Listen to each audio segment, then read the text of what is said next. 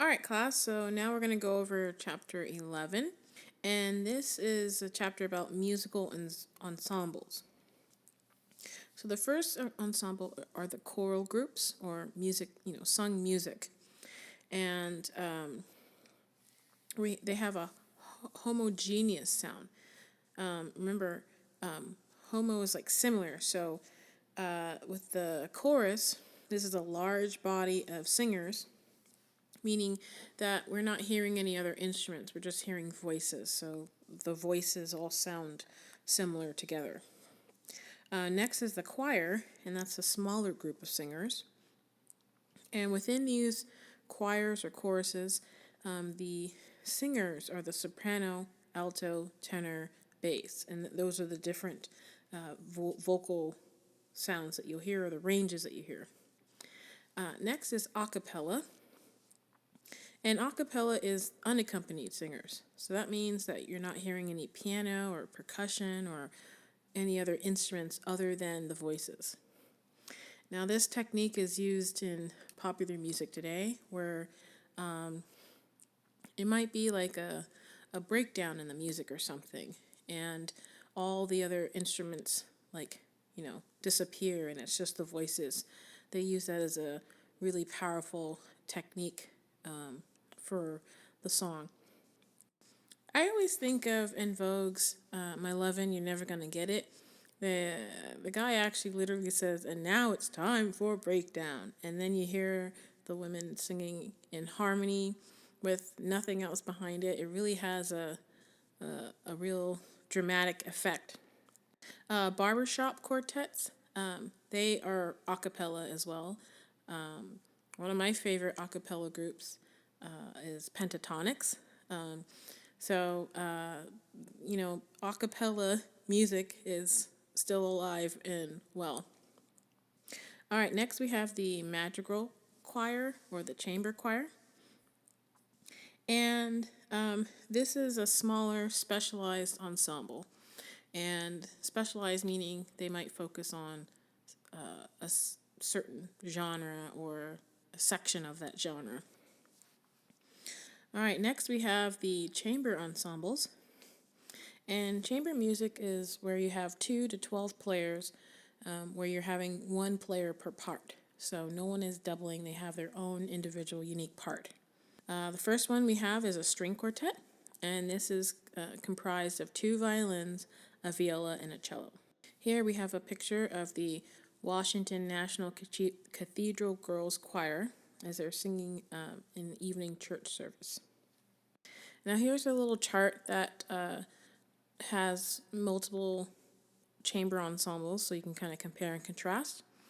We have the duos, which are a solo instrument with piano.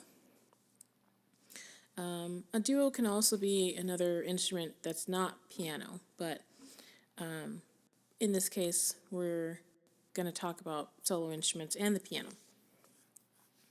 We have trios. We can have a string trio, which would have the violin 1 or violin 2 or cello, or it could have violin 1, a viola, and a cello. We have a piano trio, which has the piano, violin, and cello. We have the string quartet, like I mentioned before. We also have a piano quartet. So this is like the string quartet, except we don't have the second violin, and we swap that out for piano. Now we have the string quintet, so that's 5 string players. And this ensemble can vary. In this situation here on this chart, you can have 2 violins, 2 violas, and cello. You could also have just a regular string quartet with the double bass as well as an option. We also have the piano quintet. So that would be a string quartet with piano. So the 2 violins, viola, cello. There's also the woodwind quintet that consists of the flute, oboe, clarinet, bassoon, and French horn. Now, the French horn is a brass instrument, but the French horn is like a chameleon. Like, they can really blend in with whatever group that they're playing. And with the woodwinds, the horn can sound like a woodwind player. But then we also have the brass quintet, where we have 2 trumpets, a French horn, trombone, and tuba. And the French horn fits easily with the brass instruments. Now, another option for the brass quintet is to swap out the trombone for a euphonium. So depending on the ensemble, you might have that arrangement. I currently have played in that arrangement with a euphonium player instead of a trombone as well.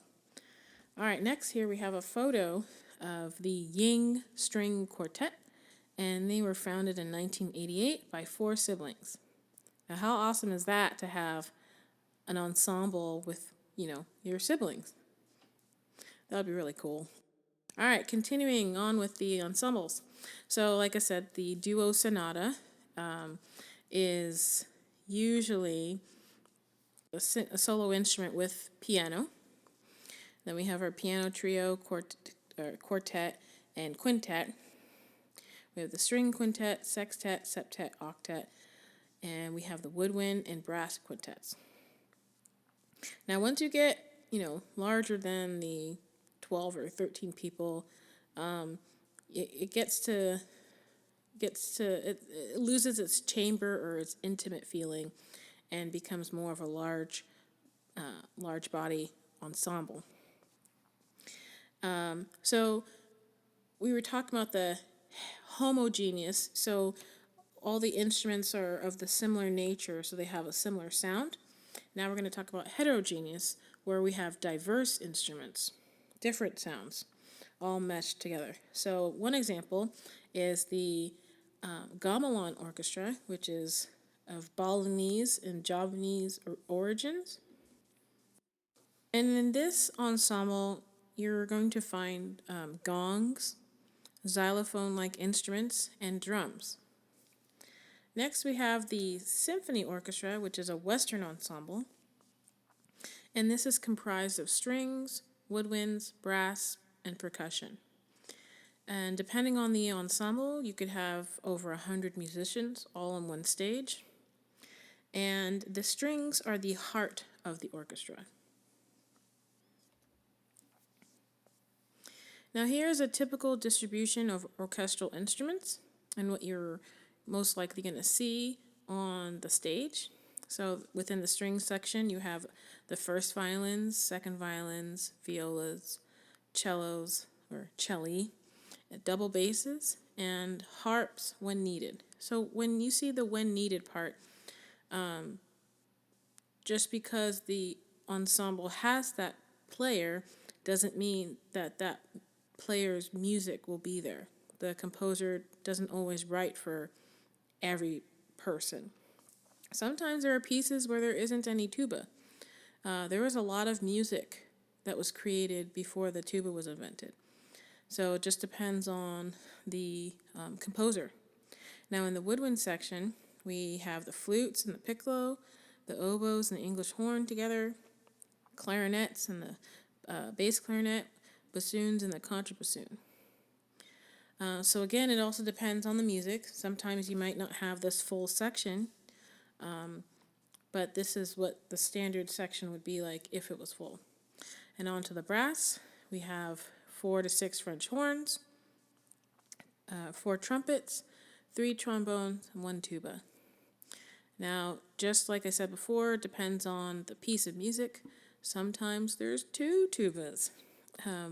I had the opportunity to play in Hector Berlioz's Symphonie Fantastique, where it uses 2 tubas, which is a rarity because, like I said before, there's only 1 tuba spot in the orchestra. And as you can see, there's a lot of string, players, but the woodwinds and brass and percussion are very limited. Like there's only 1 timpani player in the percussion, and they can play 2 to 5 timpani drums. Sometimes there's a piece that would require a second timpani player, but usually with the percussion section you have 3 to 5 players. And they're running around at the back, switching from instrument to instrument, making sure that they come in on time to create that special effect. It's really amazing watching an orchestra do its thing.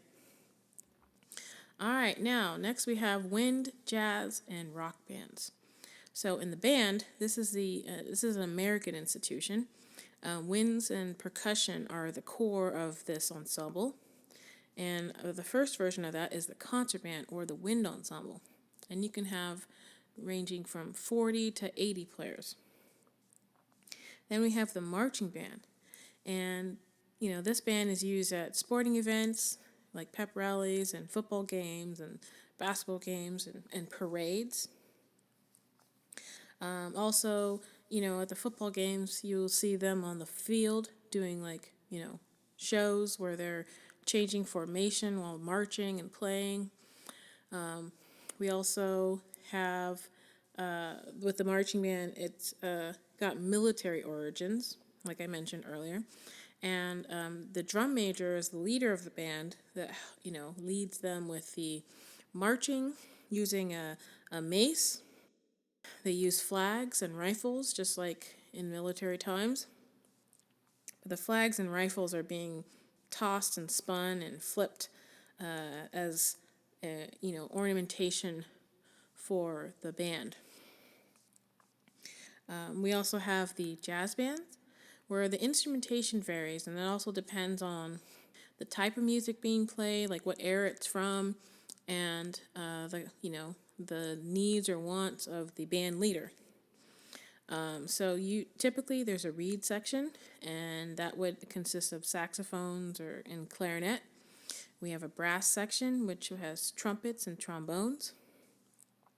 A rhythm section, which usually consistently has percussion, piano, double bass, and electric guitar. Last, we have the rock bands, and this is a group that uses amplified guitars, percussion, and synthesizers. Here's a picture of the University of Texas Longhorn Marching Band in the 2006 Rose Parade in Pasadena, California. And one of the things about the marching band is to be a uniform. So, uniform while you're marching, uniform as you stand there. Your uniforms are the same, your horn angles. So there's a lot that goes into just playing in a marching band. Next, here we have a picture of Gustavo Dudamel. He's a graduate of the Venezuelan music education system called the System El Sistema. And he was appointed conductor of the Los Angeles Philharmonic in 2009 at the age of 27.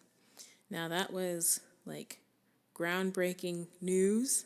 He's really a fantastic conductor, but usually conductors of major symphonies like that are much, much older. So that really shows, people, the talent that he has to win such a highly coveted position at such a young age. And, just by looking at this photo, you can see how much he loves what he's doing. And if you have a chance to see him with the LA Phil, or even a YouTube video or a DVD or something, you should really check him out because he's very expressive and it's just really exciting to see. All right, so Dudamel is the conductor of the LA Phil. So now we're going to talk about the role of the conductor. I mentioned a little bit of this, first week, but the role of this person is to be the group leader for the larger ensemble. When you have chamber music, you don't usually have a conductor, and because it's such an intimate, small group, everyone can kind of, feed off each other and keep time together. But once you get to a point where the group is so large, that feel of time and stuff kind of gets lost. It's kind of like the game telephone. The further and further you get away from the original message, the more distorted it can be. So the more people there are, the harder it is to stay together without a unifying person. So this conductor interprets the music using a score, and they decide the tempo and the dynamics based on the information given in the score. They help keep the performers together. And they have conducting patterns to show the emphasis of strong beats, to also, give cues for those that aren't playing to get them back in. They rehearse the ensembles in practice sessions, and they use a baton or a stick to beat the pattern, the metric patterns. And as a musician, we're always looking for that white stick because it sticks out in the background, the foreground. And that's something that everyone's eyes can kind of latch onto. Now, the concertmaster is the first chair violinist. And this person decides the uniform bowing of the whole string section. So a couple of years ago, I used to be librarian for the Sacramento Philharmonic and Opera, and as part of my duties with that was to make sure to, when we got new music, to give the concertmaster the parts for him to decide what the bowings were.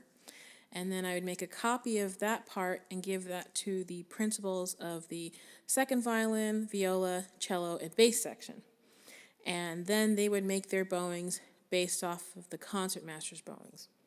That way, when they're all performing and rehearsing, their bowing, how they're moving the bow up and down on the strings, was uniform. And it's really important to make sure that it's uniform because it can affect the sound. When you have a down stroke in your bow, that's a different sound than an upstroke. So if you have some people going up when some people are going down, that sound is not what was intended. So the concertmaster is the person that overall decides what the bowings are for that piece. So next we have the orchestra in action. So the listening for this week is Benjamin Britten's Young Person's Guide to the Orchestra. Now this piece is pretty awesome, and it's a good introductory way to get to know the instruments, the orchestra, and it illustrates the instrument timbres. This piece is subtitled Variations and Fugue on a Theme of Purcell. Purcell was Henry Purcell, and he was born in 1659 and died in 1695. And he wrote a dance tune for a dramatic piece. And so Benjamin Britten took that theme and varied it and created a fugue. Now, he closes with a grand fugue, and the fugue is a polyphonic form. So remember, with polyphony, we have multiple voices independently playing or singing, and that they're their own individual parts. So you could have, in a string quartet, each instrument having their own independent part that has its own importance, if you will.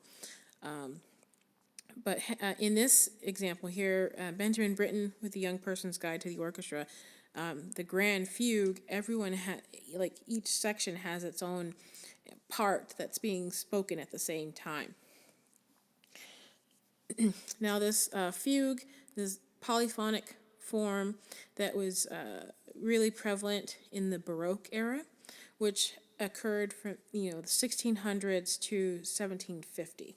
Now here is a picture of the basic conducting patterns for duple, triple, quadruple, and sextuple meter. So if you see where it says start, you'll take your hand or pencil or baton, and you'll start there, and you'll have like a little bit of an uptick, then go straight down, and then curve back up to beat 2. So if you notice in each of these pictures, the down is always beat 1. And then the next beat is always moving away from beat 1. So if we look at triple meter, we go down, beat 1. We're going to move away, going to the right for beat 2, and then we go back up for beat 3. We form a little triangle there. Now, depending on the conductor, this form of the conducting can be a little bit more ornate with some curliness in the strokes, but this is a simplified version of that. Now, if we look at quadruple meter, we go down.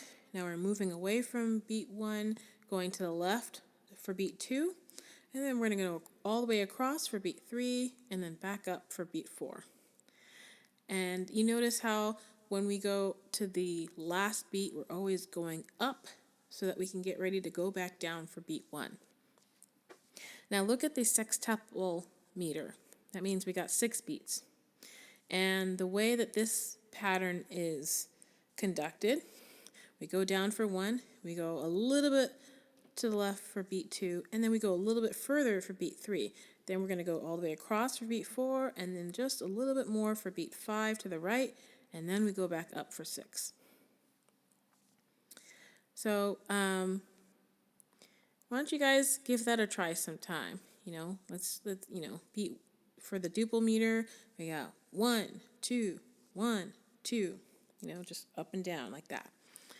Triple meter, 1, 2, 3, 1, 2, 3. And quadruple meter, 1, 2, 3, 4, 1, 2, 3, 4. And then sextuple meter, 1, 2, 3, 4, 5, 6. 1, 2, 3, 4, 5, 6. All right, great. Next, we'll see from the listening guide for Benjamin Britten's Young Person's Guide to the Orchestra. Now, when we're listening to this, we're going to divide this piece into 3 parts.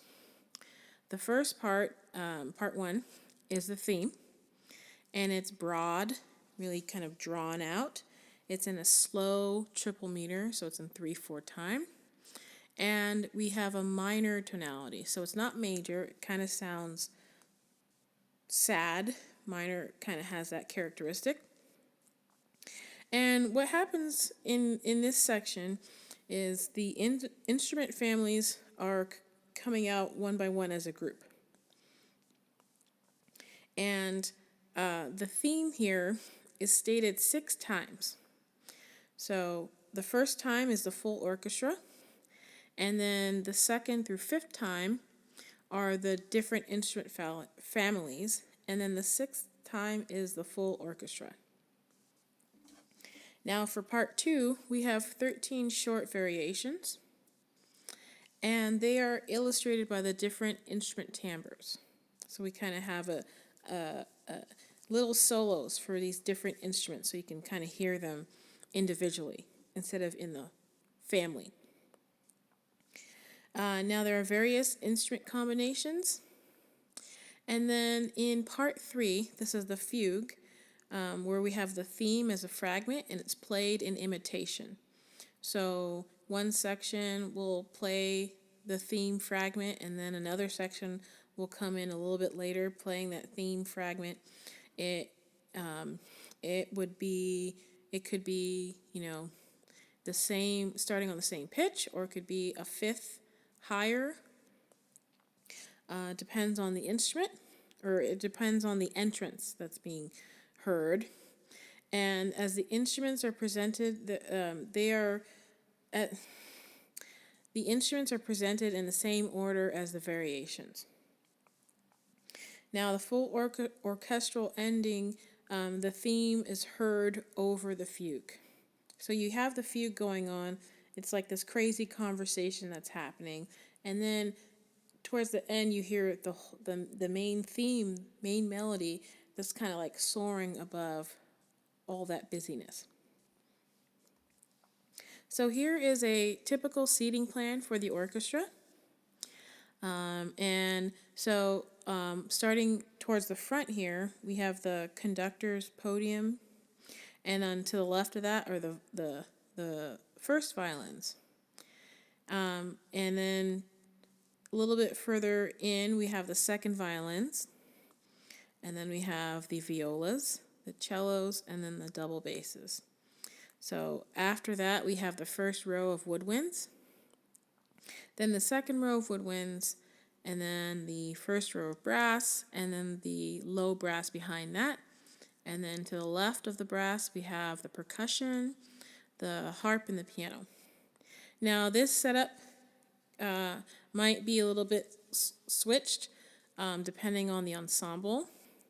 I've played in ensembles where the piano and the harp are closer to where the double basses are before you get to the brass and the low brass. There have been some ensembles where the whole brass section is one row instead of being split into two. So it also depends on the venue that the orchestra is performing in, based on the limitation of the size. You might not be able to have the whole brass section as one row, or the percussion on one side. Sometimes the percussion can be split, and that makes it hard because the timpani and the bass drum and the tuba and the double basses typically have this kind of similar harmonic structure, and so it's hard to kind of hear across the orchestra sometimes to kind of lock that part in. But again, it depends on the ensemble and what is typical for them, and then the venues that they perform in. And sometimes you just have to adjust. So here's a picture of the Cincinnati Symphony Orchestra, and this is with music director Paavo Järvi in 2005. So this is a picture of the listening guide 1 for Benjamin Britten's The Young Person's Guide to the Orchestra. So just some little details here. This piece was written in 1946, and this is based on the dance from Henry Purcell's incidental music, Abdelazar, which is the Moor's Revenge. And the recording that you hear or see is the English Chamber Orchestra, conducted by Stuart Bedford. And in this listening guide, it tells you, what to listen for. So we have a melody, it kind of describes that, the rhythm and the meter, the harmony, texture, form, and, the performing forces. So this listening guide is whenever we have any of our listening quizzes and listening assignments, this is really good to, get to know the listening guides for these pieces. It really shows you how to kind of analyze and what to listen for, and that would be good practice for, when you go to a concert and write your concert report, that you know how to talk about the music, what you're hearing, and what you think of it, and how to analyze it. So this will help you kind of understand the music more, and when you take the listening quiz, it will set you up for success.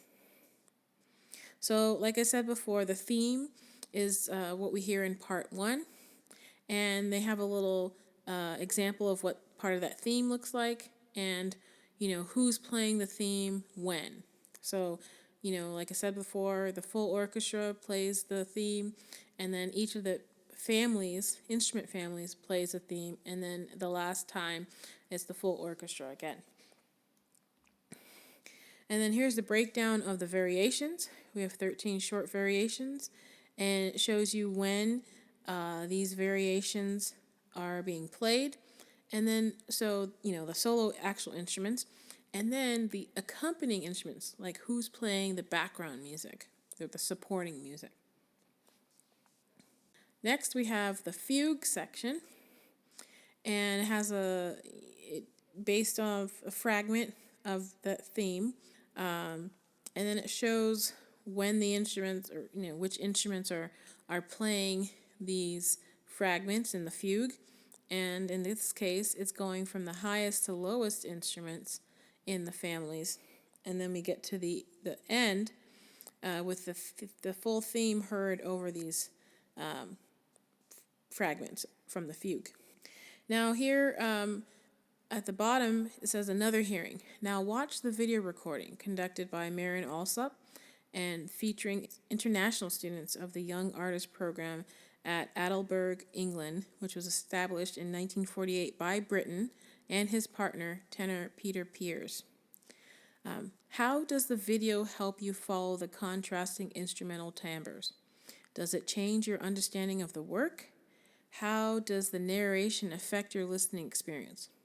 When you listen again to the non-narrated recording, what stays with you from this video version? These are really good questions to ask. I suggest that you take time to watch the performance, listen to the narrated version, and then listen to the piece again without the narration, just to, see what sticks, what you're grasping. All right, that's it for chapter 11, and we're going to move on to chapter 12. Okay, chapter 12. In this chapter, we're going to talk about the style and function of music in society. So music serves different functions in different societies. We have this term called genres. Even though it's spelled with a G, it's genres. And these are the categories of repertoire. We have two types of music. We have sacred music, which is for religious purposes. And then we have secular music, which is outside of religious context or just for entertainment. Then we have genre versus form. The genre suggests character and function, for example, a song or a symphony, while the form is the internal structure of a work. And the medium is the specific group that performs a work. Here is a picture of Japanese no drama, where performers often wear symbolic masks. And on the right is another picture with other actors with masks. You can see that they're very colorful, very detailed, and they convey a specific type of character. Next, we have oral transmission, which is music that's preserved without written notation. It's passed down orally and not orally by ear. Next, we have listening guides, LGs, which focus on Western art music, or classical in quotes. And this is music of European and Euro-American society. This music is notated and cultivated over many, many years. And another type of music we have is vernacular music. This is popular or traditional music. So it's the, everyman's everyday kind of music. Music for enjoyment. All right, next we have a little chart here, and it's reviewing the terms that we just talked about. So, for example, we have Symphony Number 5 in C minor, Opus 67, and opus is the work number. So composers can write a lot of music, and to help with the cataloging, they use an opus number to keep track of which piece, because you could have more than one symphony in C minor, but if you want to talk specifically about one or the other, you would use that opus number to kind of break that down, because one was written before the other one. And our composer is Ludwig van Beethoven.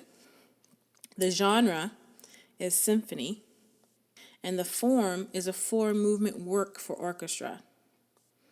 And then the medium is the symphony orchestra. So the symphony orchestra is the ensemble that performs the work, which is a symphony, which consists of four movements. The next example is titled Wiegenlied, which is a lullaby, and that's Opus 49, number 4, by composer Johannes Brahms. The genre is a romantic song. In German, that's called a Lied or Lieder. And the form is a strophic, where it has two stanzas that are sung to the same music. And the medium is a solo voice and piano. Note the stylistic differences between the paintings of similar subject matter from different historical eras. On the left, we have The Guitar Player by Jan Vermeer. And on the right, we have The Old Guitar Player by Pablo Picasso. What are some of the similarities that you see here? What are some of the differences? Next, we have the concept of style. Style is a distinctive feature of any artwork. It's individualized treatment of musical elements. So it also indicates the creator's personal manner of expression. And in Western music, this is melody oriented with underlying harmonies. Music of other cultures can be foreign to Western ears because they're based on different musical systems, their interpretation of what certain melodies are. It's just a different style, a different way of hearing and listening to music. Now, we have musical styles in history. Historical periods have distinct stylistic characteristics. So we have a style of a period in the total language of all of its artists. So that means that within a period, whether you are a poet or a writer or a painter or a sculptor or a composer, the characteristics of your art during that time are pretty consistent across all art genres. Also, the political, economic, religious, and philosophical forces also have effect on the art. Now, we have broken down our style periods over centuries. First, we have the Middle Ages, which spans from 400 to 1450. And when we break down this section, the year 400 to 600 is considered early Christian. And then we have Gregorian chant, which is from 600 to 850.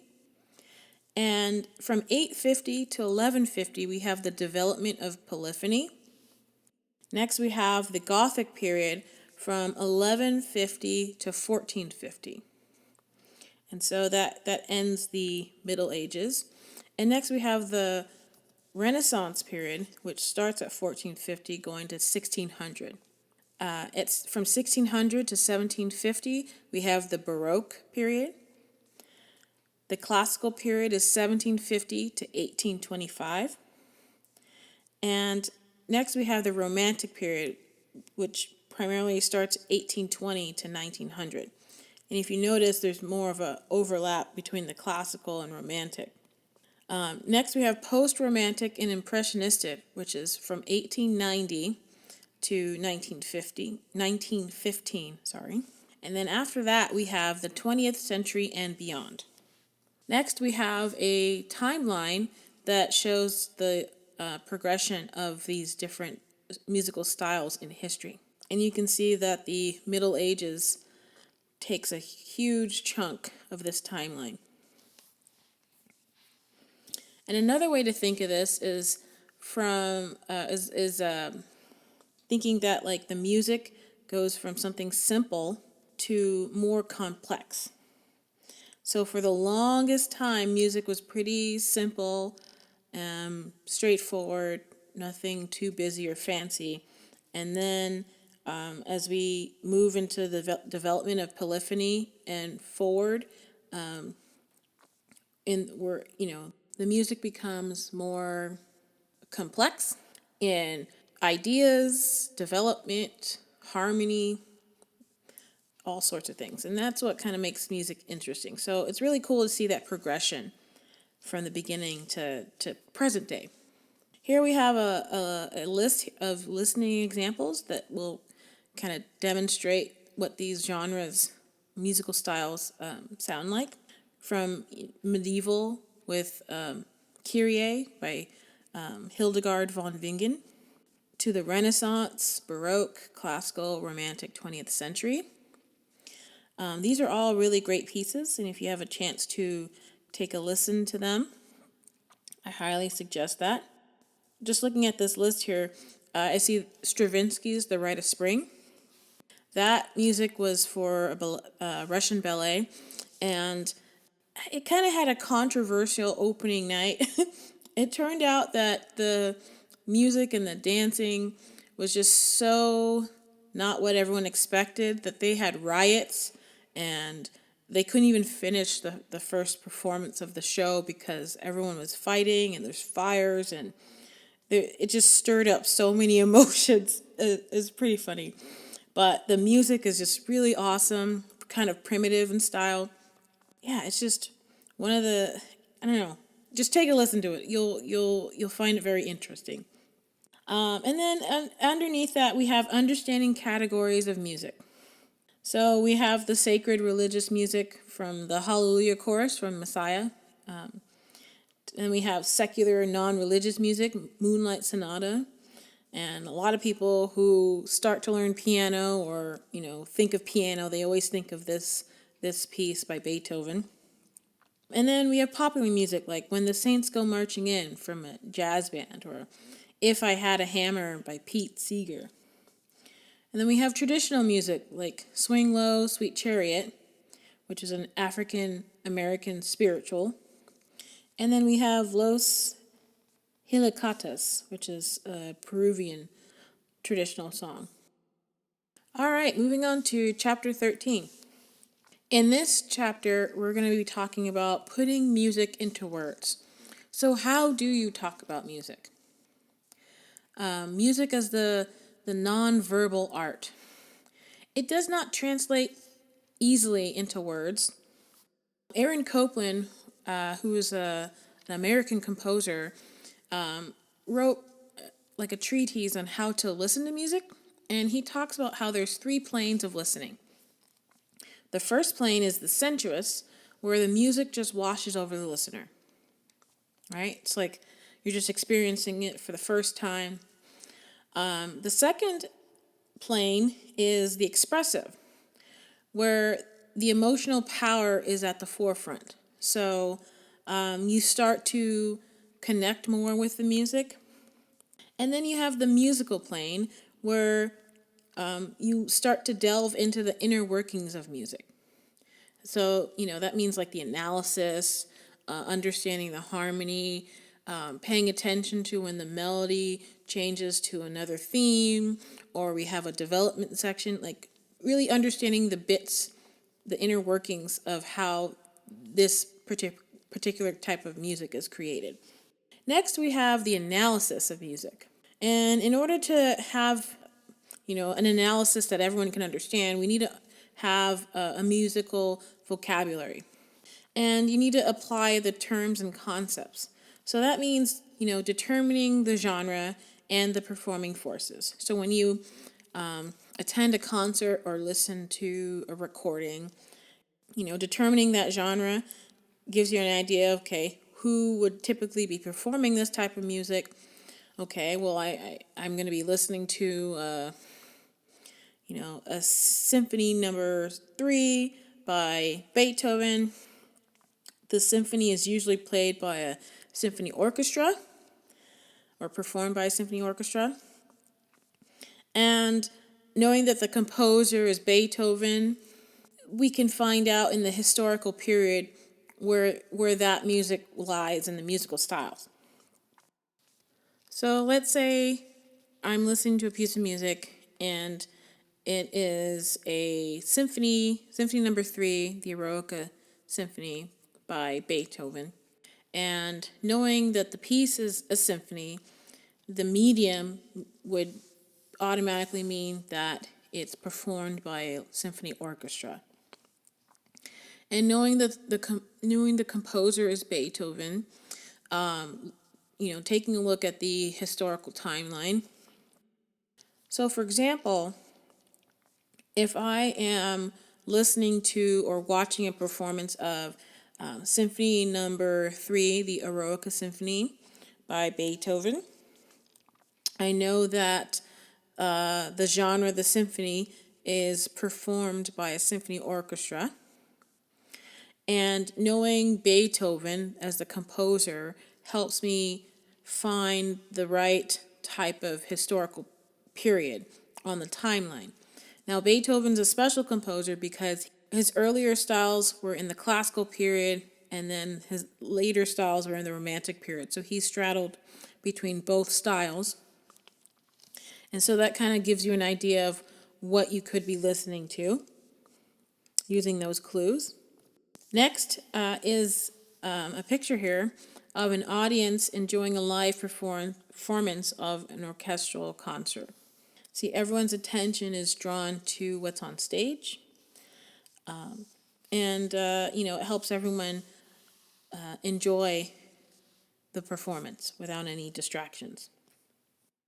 Now, a couple other things for clues on how to talk about music, especially in the analysis, is to, take note of any prominent moments or signposts or any kind of beacons that draw your attention. This could be a main theme or melody, or it could be a chord progression or something that's distinct about that piece. You can also identify organizational features. So this could be like the form of the piece. Like an example would be like a theme and variations. Or we could have, a rondo where we have an A theme, a B theme, an A theme. Or we could have a C theme. So like the groupings of what you're hearing kind of dictate the form. We could also have a minuet and trio, which is another type of popular form. It could even be a march, a marching, like John Philip Sousa march. Those have a distinct form as well. The overall sound of the music. Is it consonant or dissonant? Is it, in a major key or a minor key? Those are things that can help you describe what you're listening to. You can also describe the musical conversation. Are different sections in the ensemble conversing, having a call and response or imitation of any kind? Can you describe the overall mood, subjectively and objectively? Also, you should do a little research on the work. Consider the ideas of others to kind of help you form your opinion. Do you agree with what these other researchers have been saying or critics have been saying? Or do you disagree? So these are all things that you can, put to use to help you write about music and talk about music.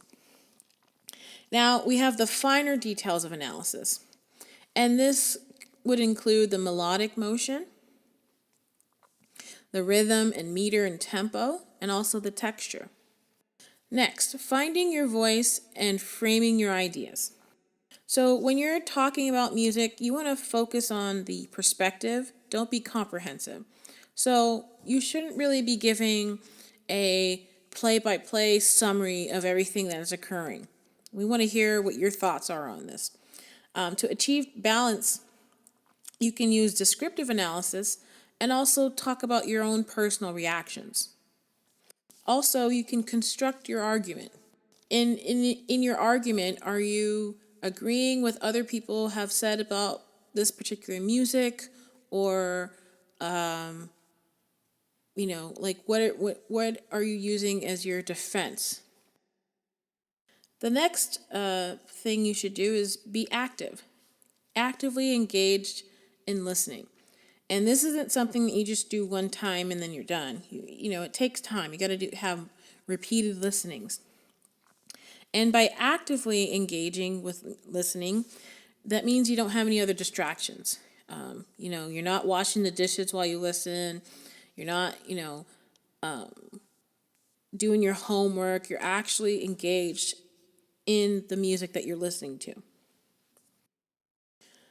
All right, this next slide are two paintings, two artworks that are from the same historical era. Now, this is impressionist in its style, and they share style traits. And some of these style traits are paint strokes, colors, and even the subject matter. So on the left, we have A Young Girl Sewing in a Garden by Mary Cassatt. And then on the right, we have the painting Peasant Girl, by Camille Pissarro. They're very similar in style. And that's what I was saying before about in a historical period, the artistic styles will be the same pretty much across all genres of art. So music, architecture, paintings, sculptures, poetry, writings. They all share similar characteristics because people in that time had the same kind of thinking. This next photo is disco days at Casa della Musica in Naples, Italy.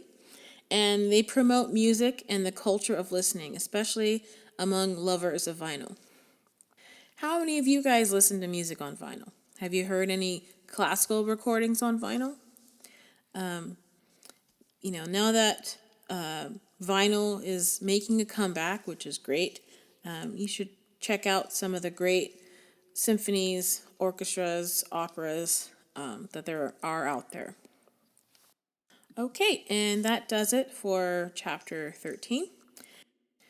Hopefully, especially with this last chapter, it gives you a better idea of how to form your thoughts on music in preparation for class discussions or concert paper reports.